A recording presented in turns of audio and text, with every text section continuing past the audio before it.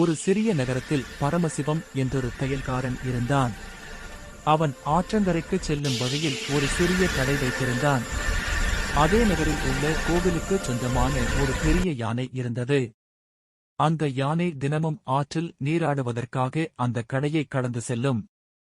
பரமசிவம் அந்த யானையிடம் மிகவும் பாசமாக இருந்தான். தினமும் யானை கடந்து செல்லும் போது அதற்கு அன்புடன் ஒரு பழத்தையோ அல்லது கரும்பையோ கொடுப்பான்.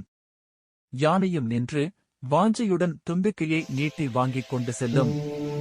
இது அவர்கள் இருவருக்கும் இடையே ஒரு நட்பாக வளர்ந்தது. ஒரு நாள் பரமசிவத்திற்கு மனநிலை சரியில்லை. அவன் கோபமாக இருந்தான். அதே நேரத்தில் யானை வழக்கம் போல் ஆற்றுக்கு புறப்பட்டது. கடையை நெருங்கிய போது யானை பழத்திற்காக தன் தும்பிக்கையை நீட்டியது. கோபத்தில் இருந்த பரமசிவம் யானைக்கு பழம் கொடுப்பதற்கு பதிலாக ஊசியை எடுத்து அதன் தும்பிக்கையில் குத்திவிட்டான். யானை வலி பொறுக்க முடியாமல் பிளறிவிட்டு ஒன்றும் செய்யாமல் ஆற்றுக்கு சென்று விட்டது. மதியம் யானை ஆற்றில் நீராடிவிட்டு திரும்பும் போது தன் நண்பர்களின் விரோதத்தை மறக்கவில்லை.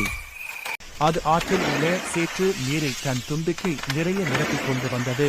பரமசிவம் தன் கடையில் துணிகளை தைத்துக் கொண்டிருந்த போது யானை கடையின் வாசலில் நின்று தும்பிக்கையில் இருந்த அந்த சேற்று நீரை சட்டென்று கடை முழுவதும் பீச்சி அடித்தது. கடைக்குள் இருந்த எல்லா புது துணிகளும் தைக்க வைத்திருந்த துணிகளும் சேற்றில் நனைந்து பாழாகி போயின. அப்போதுதான் பரமசிவத்திற்கு தான் செய்த தவறு புரிந்தது. ஒரு சிறிய தவறு எவ்வளவு பெரிய விளைவை ஏற்படுத்திவிட்டது என்று உணர்ந்து வருந்தினான். அன்றிலிருந்து அவன் யாரிடமும் கோபத்தை காட்டாமல் அன்புடன் நடந்து கொள்ள ஆரம்பித்தான். நீதி: நாம் மற்றவர்களுக்கு செய்யும் நல்லது அல்லது கெட்டது ஒரு நாள் கண்டிப்பாக நமக்கே திரும்ப வரும்.